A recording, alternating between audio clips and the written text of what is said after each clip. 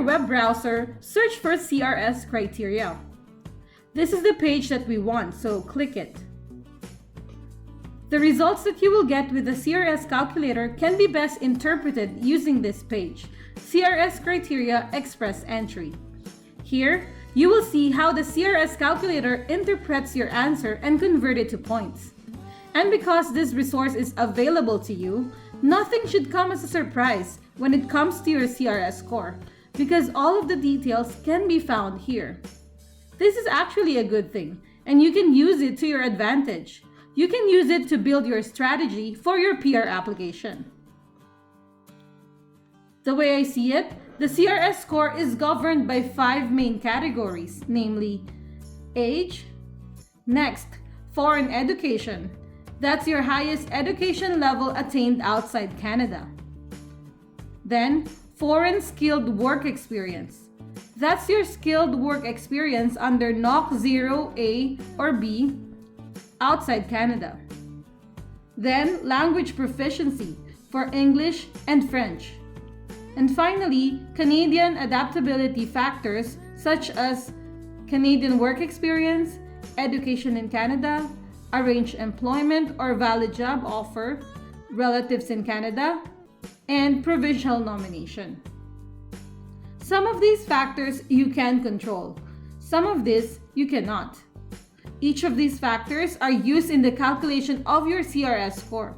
Some of these are used once, but some are used multiple times, like the work experience, education, and language proficiency. So improving these factors can positively affect your CRS score. Let's look closely at each one of them.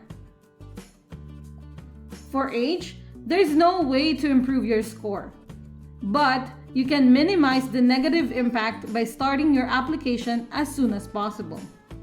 20 to 29 years old is the prime age for immigration here in Canada. With a perfect score of 110 for single applicant and 100 if you're applying with a spouse, that's a big chunk of your CRS score. The moment you became 30, the points will start dropping, as you can see here.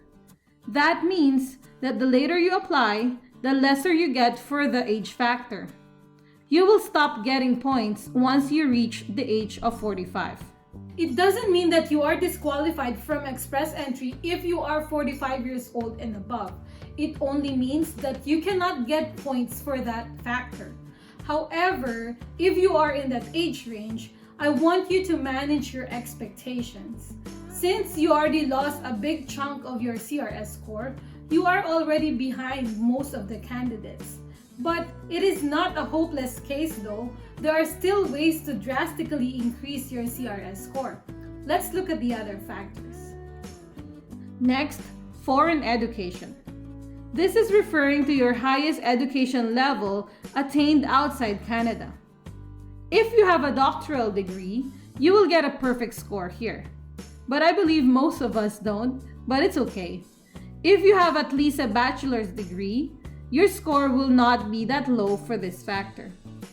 You can choose to improve your CRS score by getting a higher education outside Canada. For example, from bachelor to master's degree, but in my opinion, that will not do much for your PR application. Yes, it will increase your CRS score, but that's pretty much it. Imagine if you are in your 30s or 40s and you studied for 2 years to get that master's degree outside Canada. Yes, you'll get plus points for education, but you'll get minus points for age, and then that's it.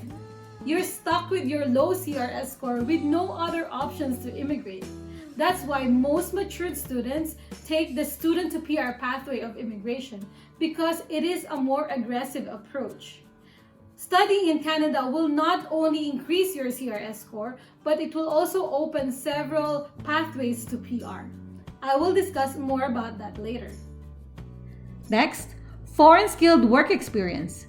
If you have completed 3 years of skilled work outside Canada, you pretty much maxed out your points here. No additional points will be awarded for 4 years or more of foreign skilled work experience.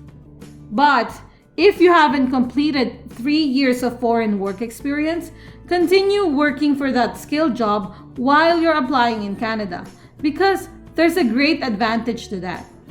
As you can see here, CRS score increase if you have 1, 2, or 3 years of foreign work experience.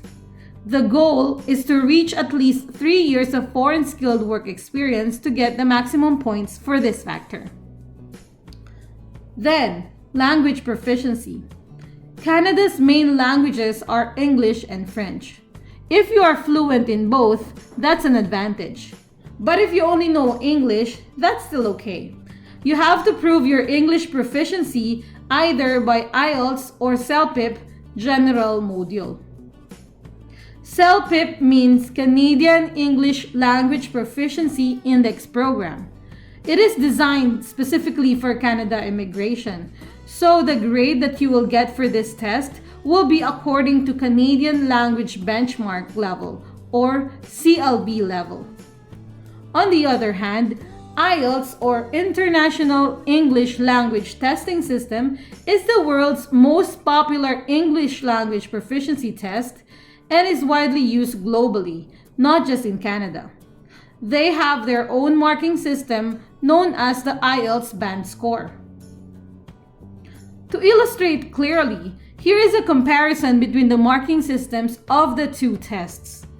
If you took CLPB, your score will be in terms of CLB level, and the highest score possible is CLB 12. For IELTS, it will be in terms of IELTS band score, and the highest level is band 9. Here is a side-by-side example of the two test reports. So the grade here in CLPB is in terms of CLB level, while here in IELTS, it's by IELTS band score. CLB level is by a factor of 1. So 12, 11, 10, 9, 8, while IELTS have a half point mark, 0.5, for each band score. So you can get like 8.5, 7.5, or 6.5. Now, how does this scores relate to your CRS score? Going back to the CRS criteria, you can see here that the point system is in terms of CLB level per ability. Meaning, just looking at this table, you can directly calculate your score if you took CLPB test because the grade is in terms of CLB level. However, if you took IELTS, you have to go to this website called Language Equivalency Charts. So click it here. Now, since IELTS is accredited by Express Entry, there's a conversion factor from your IELTS score to CLB level. For example, in IELTS, you get a score of reading 7.0, writing 7.0, listening 8.0, and speaking 7.0. That is equivalent to CLB 9. And that's how your IELTS score is determined for your CRS score. So going back to our reports here, the main idea is the grade of CLB 8 in CLPB is not the same as the band score 8.0 in IELTS. You have to use the language equivalency chart to do the conversion for your IELTS score to convert it to CLB level. Let's try to use this chart. In this case, if IELTS speaking band score is 8.0, what will be the CLB level for that? So here's the speaking part. IELTS band score 7.5 is already CLB 10, meaning IELTS band score of 8.0 is even higher than CLB 10.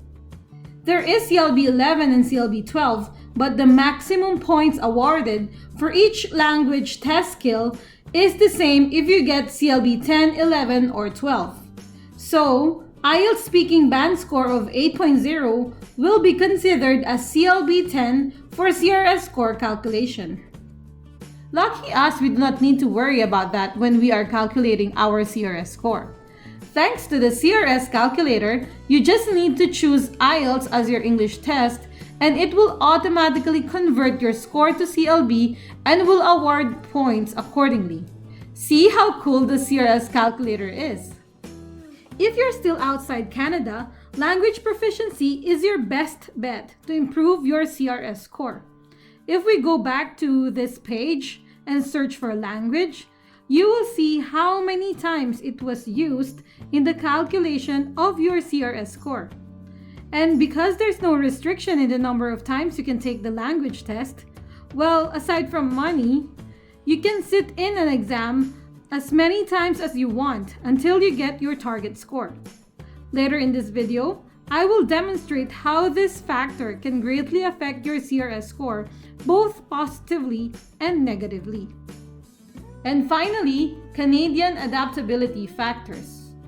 This includes the following: Canadian work experience, education in Canada, arranged employment or valid job offer, relatives in Canada, and provincial nomination. For relatives, you can either have relatives in Canada or you don't, so there's nothing much you can do here. For provincial nomination, you need to apply to a province or territory in order to be qualified as a nominee. This is a different application altogether. Once you get a nomination, you can surely get an invitation to apply for PR. Canadian work experience. Minimum of 1 year skilled work experience in Canada is what you need to improve your CRS score. And this factor is interlaced with the next two: arranged employment and education in Canada. Let's look at arranged employment or valid job offer. Yes, this could be a golden ticket to Canada. When you get a job offer, you get more points. If that isn't enough to bump your CRS score to the cutoff, you can work for 1 year and then you can get enough Canadian work experience, which will drastically increase your score. However, nowadays, it is very tough to find an employer if you are still outside Canada. But still, there's no harm in trying, so just continue applying. Next, education in Canada. This is another way to get more points. Remember earlier when I said that improving your foreign education isn't aggressive enough? Well, studying in Canada is a much better option for you because once you finish your program, the floodgates of extra CRS points will open for you. Aside from the points that you will get for your education in Canada, studying here is your key to get a Canadian work experience because you will be eligible for postgraduate work permit. You can also qualify to some provincial nominee programs dedicated for international students.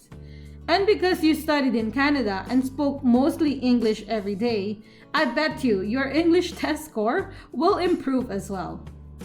That's why those with low CRS scores choose to study in Canada and gain Canadian work experience to bump their CRS scores to get ITA.